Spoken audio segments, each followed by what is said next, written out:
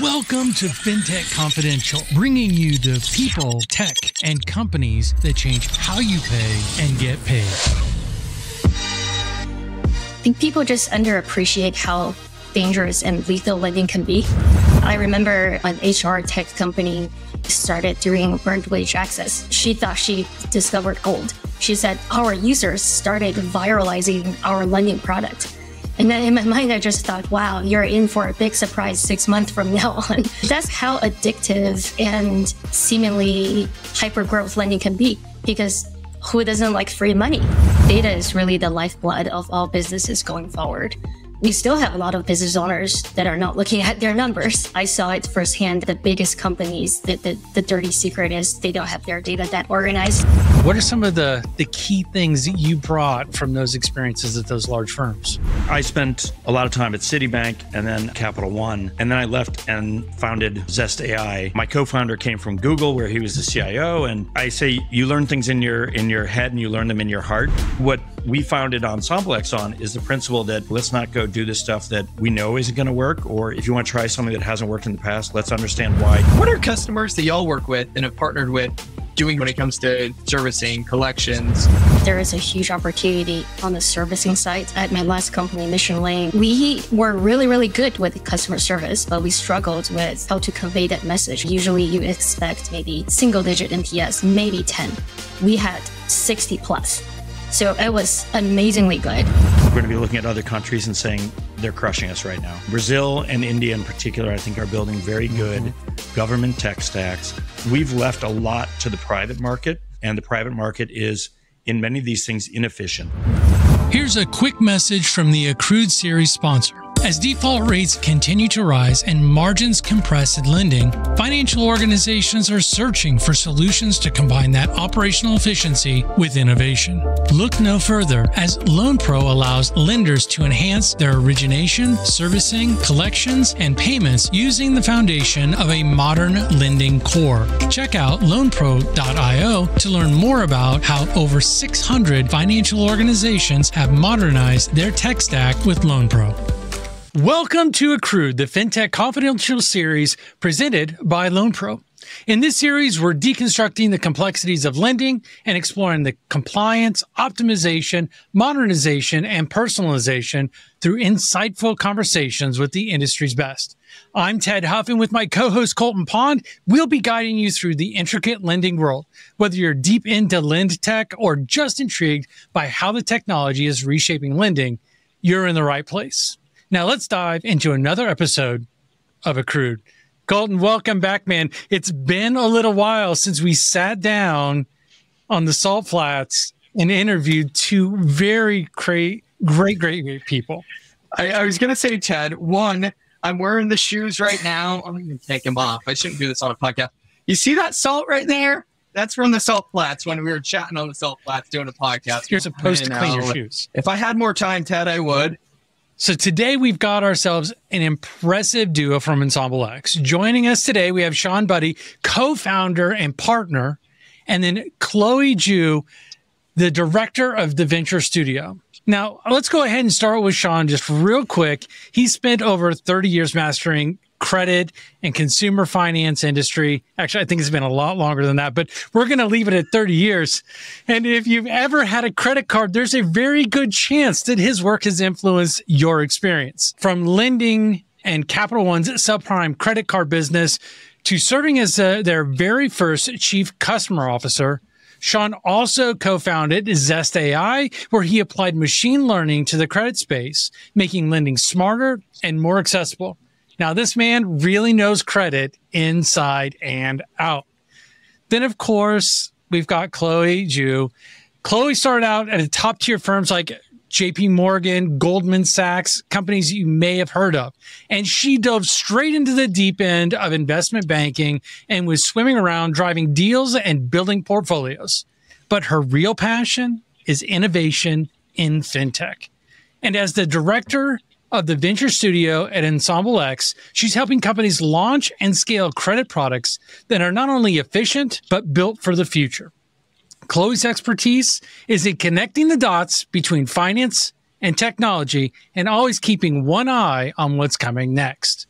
Now, you're probably wondering, okay, Ted, you're talking about Ensemblex. What the heck does Ensemblex do? They're that behind-the-scenes partner that's helping companies from FinTech startups to global financial institutions bring their credit products to life. Whether it's speeding up product launches, figuring out how to use AI the right way, optimize credit risk, streamlining operations, Ensemblex is there for every step of the way. They're making the credit products smarter, scalable, which means more opportunities for businesses to thrive in today's fast-paced financial world. So let's go ahead and jump right in. This is going to be a great conversation.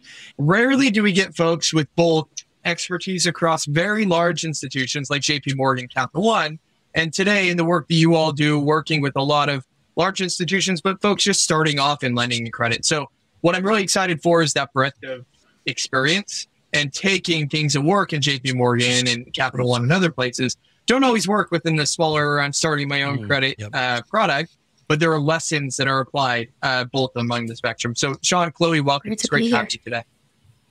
Great to be here.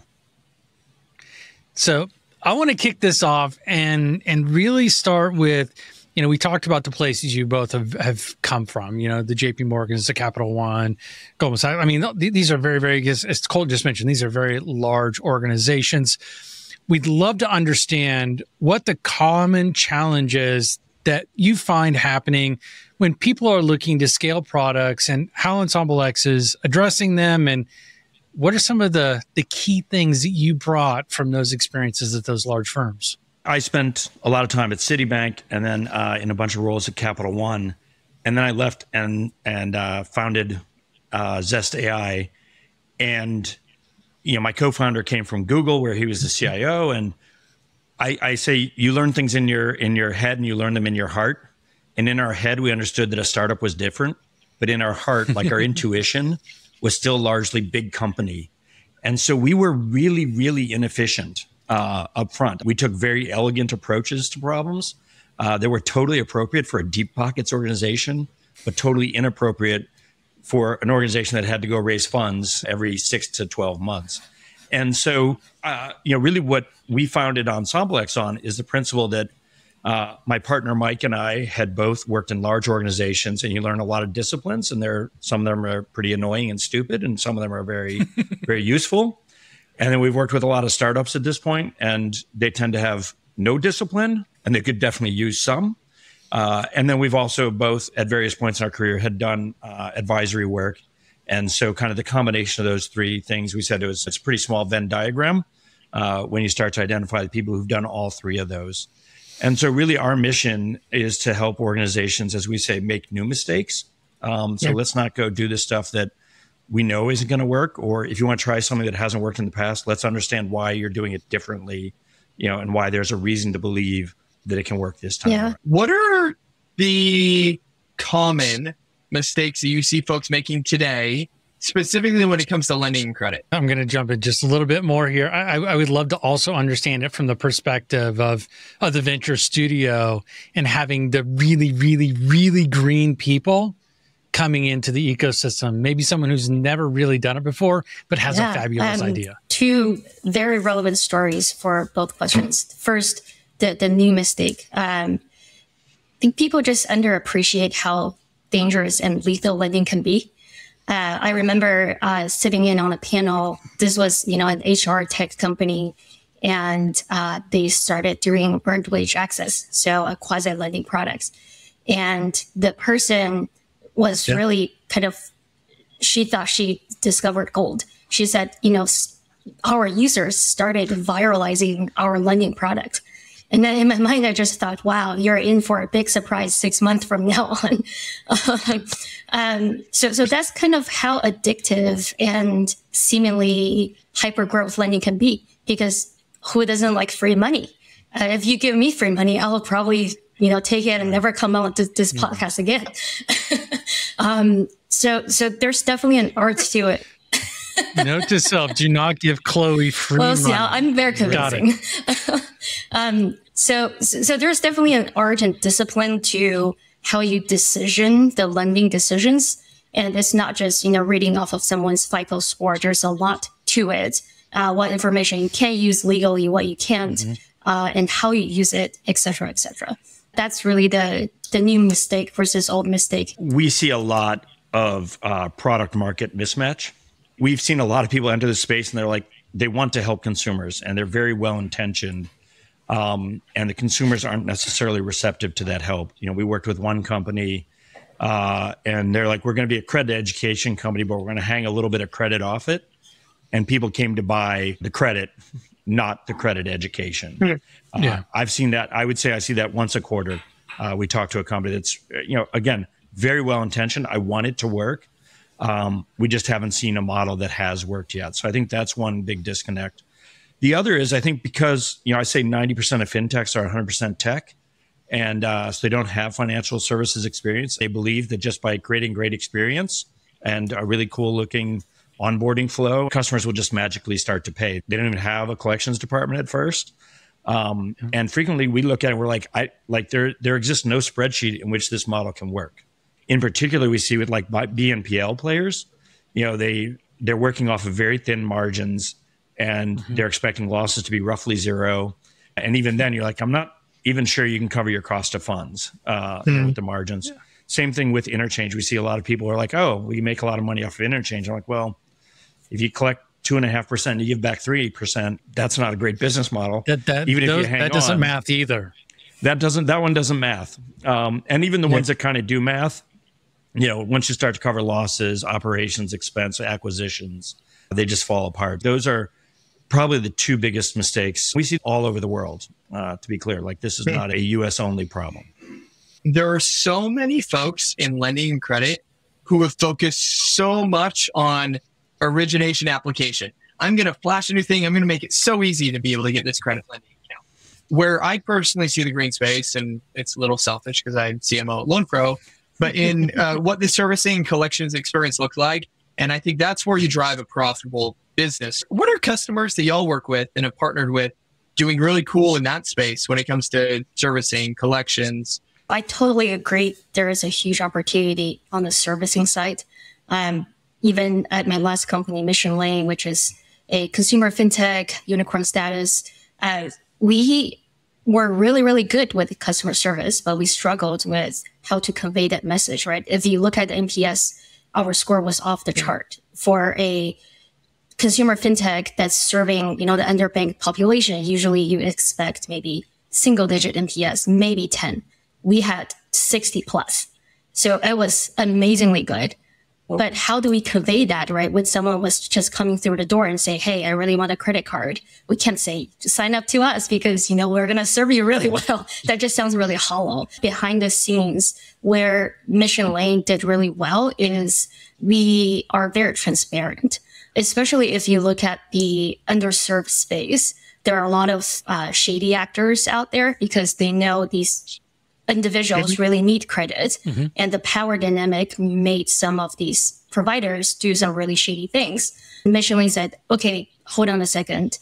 These are humans and they deserve the respect and transparency they deserve. I used to read all our customer reviews on Credit Karma. We literally have people saying, I've never been treated this way by a credit card company. We see a lot of startups have relatively good servicing. I think that's definitely something people have latched onto that, you know, was not the case 10, 20 years ago.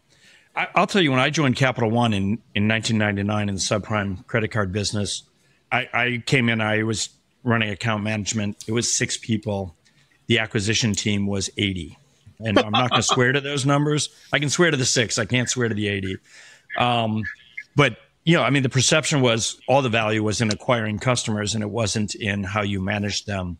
And we see that a lot out in the marketplace is folks are very focused on the acquisitions. They aren't thinking about the downside of collections, but they aren't also thinking about the upside of how to build relationships with customers.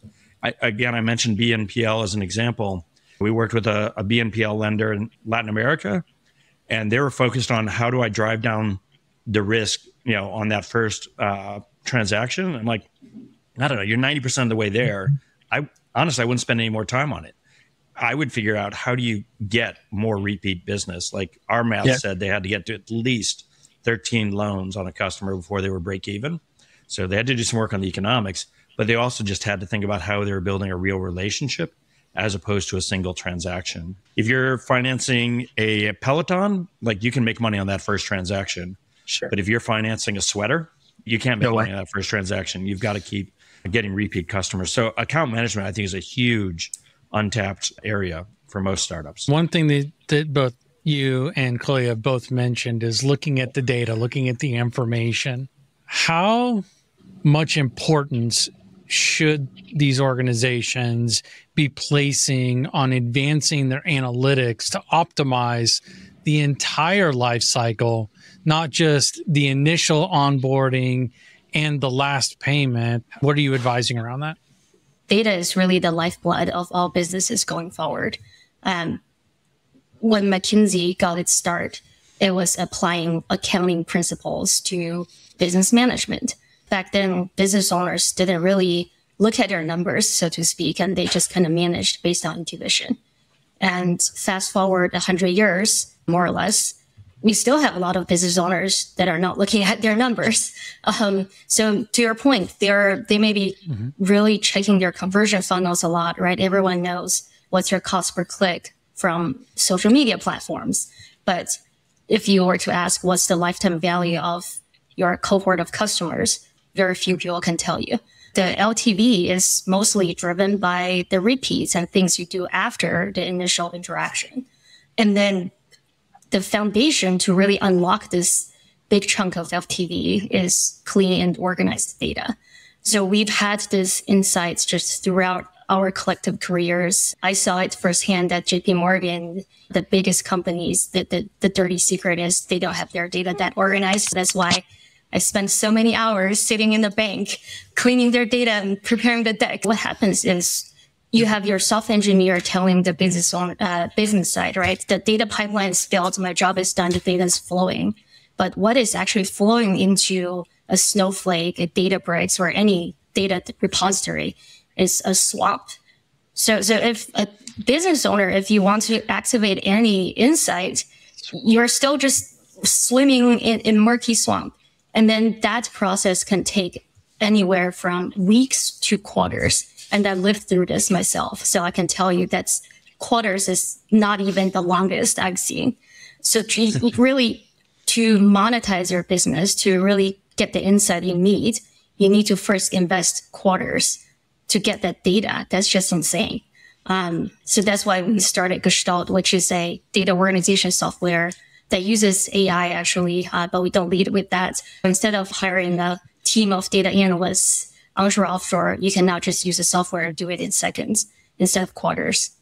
You brought up access to data and how access to data enables smarter decisions for you to be able to service customers. The aspect you hit on there with AI, I do want to unfurl a little bit. With you all having an AI focus to your business and consulting practice, what are the actual use cases of AI in financial services that you see are making a difference? I'm wondering, could we actually have Shawn or Chloe explain to us what AI means? Yeah, that's not a bad idea. That's actually usually where we start. I founded Zest Finance, I think almost 15 years ago. We didn't use the term AI. We actually just called it Google Math because nobody even knew what anything else was. We didn't call ourselves a FinTech.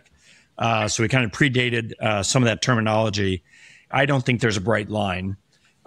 What I think of as the difference is there's supervised and there's unsupervised. The underlying math is kind of consistent across whatever you might call AI or ML. There's terrible applications for unsupervised. We firmly believe that underwriting is a terrible application.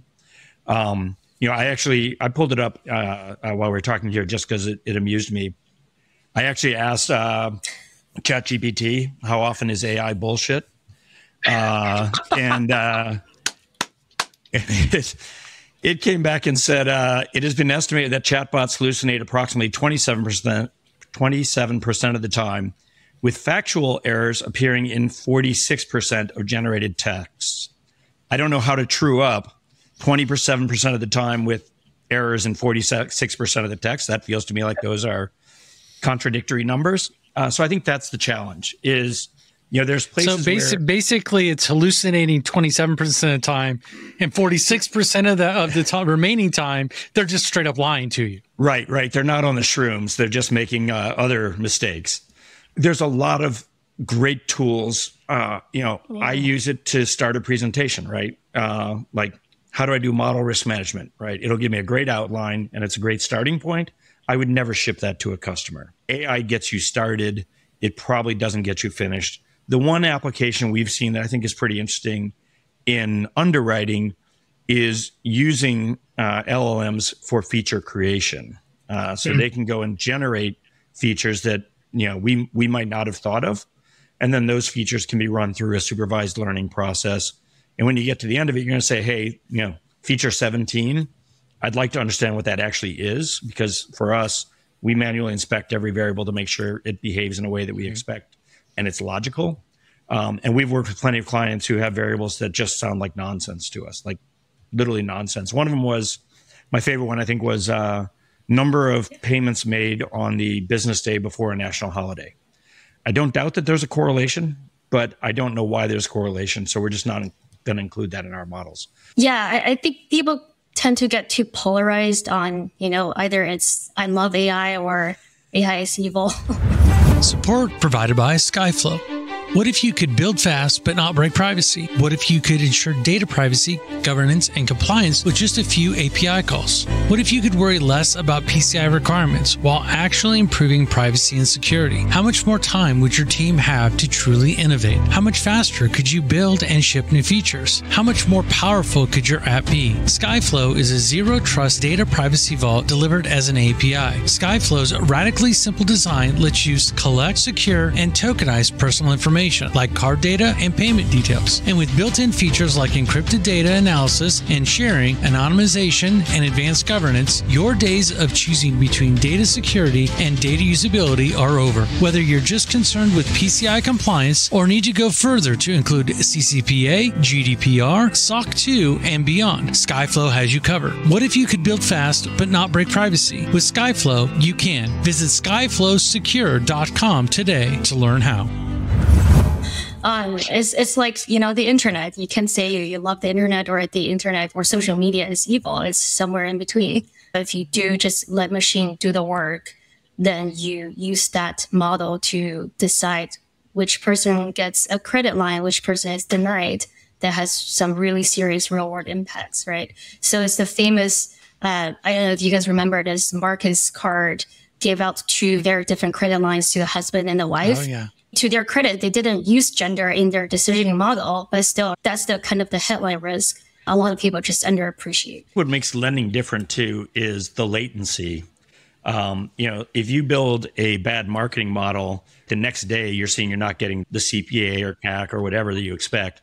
But if you build a bad lending model, depending on your product's life cycle, you can spend 6 months underwriting terrible stuff, and then it doesn't come back to you. We see a lot of times, kind of going back a little bit to our earlier conversation, we get a lot of businesses that are like, my CAC is great. People want my product.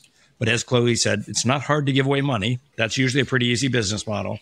But if you don't get the underwriting right and you're just putting that money out there, you die, and then you find out 6 months later that you had died. That's just a really, really risky business. And so that's why I think it requires a lot of thought about how you're going to design the tools, how you're going to use the tools, how they fit in with the rest of your process. Something that's often tied to AI, and we haven't chatted, or hasn't been a lot of thought around, is what regulation looks like and the interweaving regulation with AI. What direction do you see regulation going in general, especially tied to AI? When we were talking to companies about machine learning AI underwriting a decade ago, they basically had 2 responses: either it's illegal or we're already doing it. Sure. And they were 95% of the time they were wrong on whichever one they gave. It's not illegal. The transition that we're seeing is, in the old days, a logistic regression model, y equals mx plus b kind of format, you can look at it and you can convince yourself that you understand it. But you really don't. There's a lot of interaction effects that it's deconflicted out, and the sign on FICO is positive. You can kind of look at it and kind of get some intuition, but you really don't understand it. And so what I think with machine learning, AI, or candidly logistic. What you should be doing is looking at every variable, making sure it behaves in a sensible fashion, and that the model behaves in a consistent fashion over time. And so one of the other things that we frequently heard is you just have to refit an AI model frequently. And I say that's because you built a bad model the first time. So now, you overfit the model the first time. Now you're just overfitting to a new pass, and that doesn't solve your problem. What a lot of people see is this kind of sawtooth pattern of it looks great, and then it decays over 3 months, and they rebuild it, and it looks great, and it decays. And so that's why I think that manual intervention is so important. And that solves the regulatory side, but also make sure you get a model that's going to be stable and is going to perform in 2 years, roughly speaking, the same way it performs today. As you bring that up, all I can think back to is Chloe talking about the data swamp, and then you talking about the payments, business payments the day before a federal holiday. Both of these things kind of compound over each other. And I'm curious how we can make the models better so that we're not having that sawtooth pattern that you're talking about, and being able to look at the data ahead of time so that we're not in the data swamp. We are working with a lender. We signed the contract on January 4th. It was May or June before we had the data. And then another 5 or 6 weeks to kind of get it in shape, right? So that we could start modeling.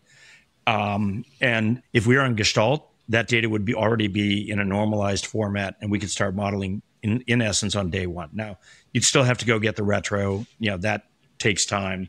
And we spend time with our customers speccing out requirements are for the retro. So I want to acknowledge that that's a reality. But so much of what we do is data hygiene, and getting the data into a structure that you can then put it into the model and do the work. Our modeling time is usually on the order of 4 to 6 weeks, maybe a little more depending on how much complexity or how many submodels we're building. But it can be anywhere from 5 to 6 months to get the data. The validation process can take a long time. So data hygiene is just so essential to making the model perform well, but also just to saving time. And this point is so underappreciated for those not close to the situation. Because usually you hear the conversation, the executives are asking, where's the model? Where's the model? And the data scientist is saying, I'm working on the data. And then the executives just cannot comprehend, why do you need to work on the data for 2 quarters? This is why. I think of it as a tapeworm problem, always consuming energy from you. You don't really even kind of appreciate it. And that's bad data. That's a mediocre model. If you have a bad model, you'll figure that out pretty quickly. If you have a mediocre model, it's just taking energy away from you. You don't even know it. Right, until you get a good model. Colton went down the path of talking about the regulatory side. How have your clients interacted with regulators to identify better data, better models for better outcomes? Help us understand the experiences you've seen from the people in the marketplace that you're working with. I don't like going to the dentist, but I understand the value of it. What we've seen is a lot of the guidance about model risk management is actually now spreading to other parts of the world. The RBI in India, which is basically their Fed, just announced you're going to have to start doing model risk management in a structured way, and the board's going to have to sign off on it. Candidly, I think it's mostly good business. And if you're doing good business and you have good controls in place, I don't think the regulators are going to be kind of difficult about it at this point. Regulators have caught on, although a lot of community level financial institutions, you see a wide range of responses from them. It can be from, I'm so AI curious, I want to embrace this, to, it's purely FOMO, I need to catch up, to still some people think AI is scary. I'm actually curious, what do you see, especially from these smaller essential community lenders? 2 things that I see. One is, there are a lot of community banks and credit unions that still believe that the CFPB and others are breathing down their back with the use of alternative data and cash flow underwriting and other things that are typically incorporated with an AI model. And I hear from a lot of credit unions that yeah, I know if I start incorporating some of that data, the CFPB is going to sit here for 2 to 3 weeks and ask me a million questions. And I don't have the resources to figure that out. And then I also see the unknown and uncertainty of I don't even know the applications that are actually useful and not useful because there's so much noise on people doing various things that it's really challenging for someone that doesn't deeply know the space to decipher noise from impact. I knew it to jump the shark when I saw a toothbrush that was advertising AI features, right? So, so they're just slapping it on kind of anything. There's a lot of noise out there. And as Chloe said, there's a lot of fear here. And almost certainly every board out there is saying, like, what are we doing on AI? In some instinctive level, I have to imagine a lot of these organizations are just like, let me slap in anything that's called AI, and then I can tell the board I did something. That would not be an irrational way to approach it. And I suppose it's possible with smaller organizations that they're not getting the highly expertise analysts or regulators coming to them. But I'd be really surprised. I think a lot of this is fear left over from when the CFPB was first created. We saw a period where it felt like the other regulators were kind of trying to be more aggressive than the CFPB, right, to prove that the CFPB didn't need to exist. And so I think there's a bit of trauma. It's such a critical part of your business. If you don't get it right, it can be fatal. Primary purpose for me asking that question was really just the identifying that a lot of this is really the fear of the unknown, not knowing who in my organization is going to actually be able to help me solve this problem. And I think that was the biggest piece that you answered, like all of those areas. And it was fantastic. Thank you. So Shawn and Chloe, you've co-founded several companies. You all have a unique role and you talk to a lot of folks within lending, credit, and fintech. If you were to found a company and go solve a problem today, what would that problem be? Where's the green space that people aren't focusing on and we need increased focus? And you can't say yes, the Shawn is last year's. Tell you a year when we found it. This is why I'm so excited to stay in fintech. There are just so many opportunities. We approached this really through the lens of how can we build the future of financing? That's where we come from. That's what we know. So we stay in this lane. And luckily, it's a really big world. Financing can be personal credit card, can be auto loan, can be BNPL, or can be purchasing a house. So we see still a lot of opportunities, and we think through them through three lenses. So how is it distributed? How is financing decisioned? And how is financing delivered? Meaning the post-application process. Yeah. And everywhere I look, at least, there are just so many opportunities. Distribution, it used to be you go to a branch and say, please, please, please, give me a loan. And now it's online, it's, marketplace, but it can be even better. Financing may not feel like financing 5 years from now with all the embedding capabilities. And then decisioning, that's where Shawn and the team have been really innovating for the past decade.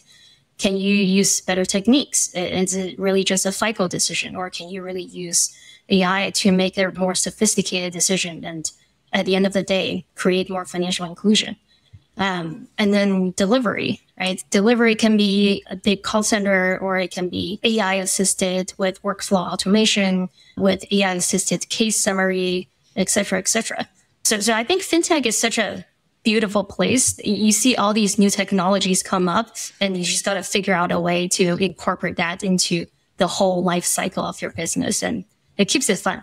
The founder of Vista was born in 1929, D. Hawk, and he was actually born in Ogden, Utah, where Loan Pro is right next to Ogden, Utah.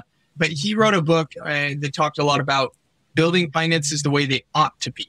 And there's so many times we've just done things because that's how they've been done previously, not the future of finance the way it ought to be. So, Shawn, I would love your perspective on what the greenfield looks like. Yeah. Listen, I think we've made so much progress here.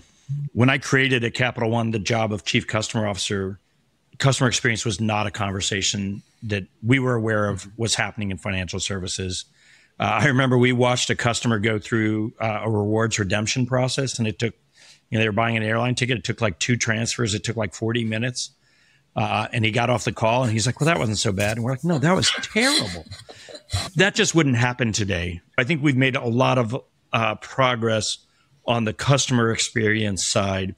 But the fundamental truth of lending is the same today as it was when I joined the industry. And it's the same all over the world. You don't want to loan any money to anybody who wants to borrow it. That's the fundamental tension of any lending business, And that is true now, and it's going to be true forever. So it's finding that balance between who wants it and who's willing to and able to pay it back. That won't ever change. I don't know that there's a ton of progress to be made, in particular on experience. A lot of organizations have used customer experience or speed as an excuse for sloppy. We don't want to be sloppy, but the customer experience has gotten so much better. That's not necessarily where we think there's going to be innovation. I think where a lot of opportunity comes is in getting really efficient and intentional on the operating side. You asked us, what's the white space here? What's the big idea? I don't know that there's a huge idea. There's lots of good ideas that we have, but execution matters. And I think we see a lot of founders who are like, I've got an amazing idea, and that's enough to carry my business. And it's just... My analogy here is when people talk about healthcare startups, there's always a chief medical officer in the founding team. And people are like, yeah, of course you need a chief medical officer. But for fintechs, there's not yet a chief financial service officer in the room yet. And I think that's so underappreciated. Mm-hmm. That's a great point. So we've come to that time. And of course, I have to bring out the good old crystal ball. Look into the crystal ball. Look ahead to 5 years from now and tell us, what are you seeing happen in the next 5 years? Yes. So going back to the distribution, decision, and delivery, I'm especially excited about distribution and decisioning, just because with open banking, with interoperability between financial and the non-financial apps, just so many opportunities are opened up. For example, you could be looking at a home maintenance order, and right now you have to go through Yelp, go through Angie's List, and then call up your bank, metaphorically, to get financing. But it doesn't have to be this way. Why can't you just do it all in one place? A quick example. I used to finance supply chain financing, and it was such a multi-party, mumbo-jumbo situation. You need the freight forwarder, you need a shipper, you need the warehouse, you need a warehouse security. I personally went to a few warehouses in South Africa just to check on my collateral.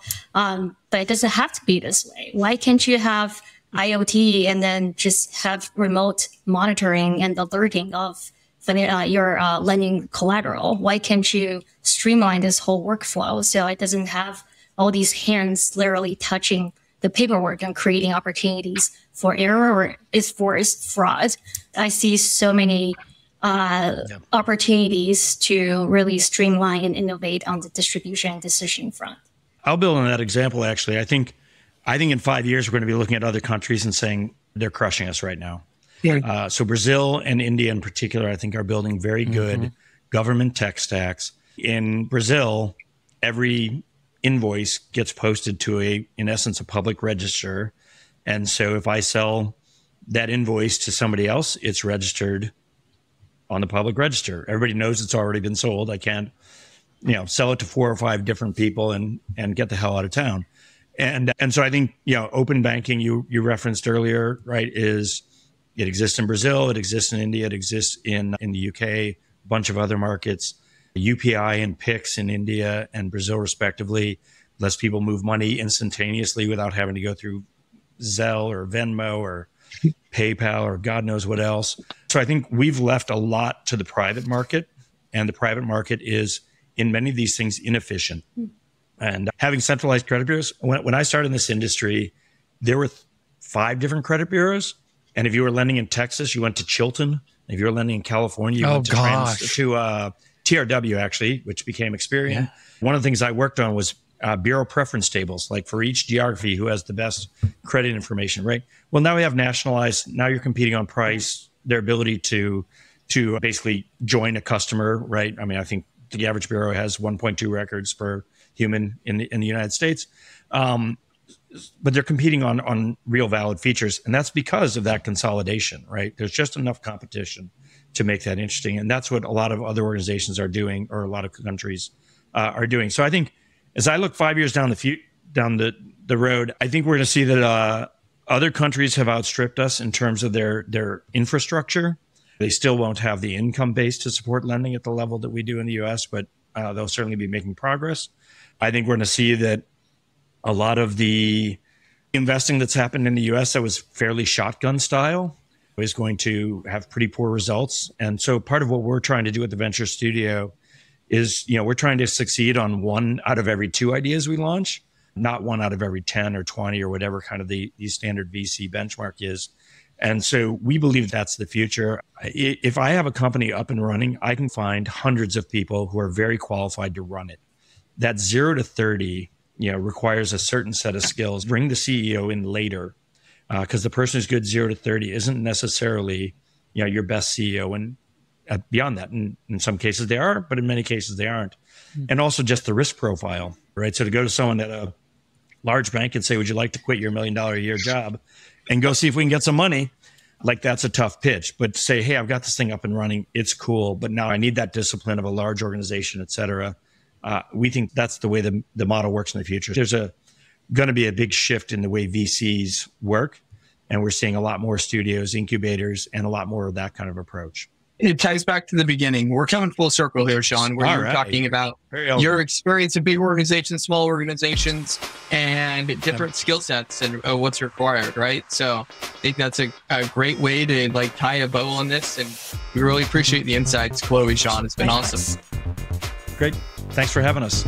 All right. Well, everybody, that does it for another episode of Accrued by FinTech Confidential, presented by Loan Pro. And if you haven't already, go ahead, like, share, subscribe, all that fun stuff, and head over to fintechconfidential.com to sign up to be notified when your favorite episode releases. And as always, keep moving forward. As we wrap up today's episode, I've got one last thing for you. If you're in the trenches fighting fraud and financial crime, you know it's a complex battlefield. That's where Hawk's AI tools for real-time payment screening, AML, transaction monitoring, and dynamic customer risk rating come into play. These aren't just buzzwords. They're game changers designed to make your compliance more effective and less of a headache. Imagine slashing through false positives with precision and giving your compliance strategy the edge it needs. Head on over to gethawkai.com to sign up for a demo and discover how their platform can revolutionize how you fight fraud and financial crime. This has been a production of DD3 Media with all rights reserved. This is provided for informational purposes only. It is not offered or intended to be used as legal, tax, investment, financial, or other advice. We strive to provide accurate and up-to-date information, but will not be responsible for any missing facts or inaccurate information. You comply and understand that you should use any of this information at your own risk. Cryptocurrencies are highly volatile financial assets, so research and make your own financial decisions.